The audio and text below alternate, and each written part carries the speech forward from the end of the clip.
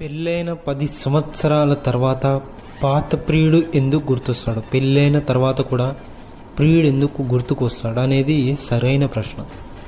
భార్యాభర్తల మధ్య బంధం పటిష్టంగా ఉండాలి. ఇద్దరికీ ఒకరి మీద ఒకరికి నమ్మకం అయితే ఉండాలి. కమ్యూనికేషన్, అవగాహన అయితే ఉండాలి.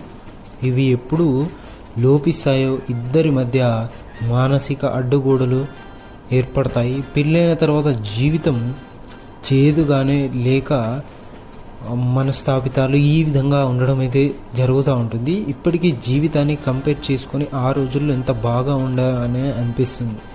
జీవితాన్ని రసవంతరంగా అర్థమవుతుందిగా మానవుడు మార్చగలిగితే ప్రియుడు జ్ఞాపకం అయితే చేసుకోవాల్సిన అవసరం అయితే ఉండదు.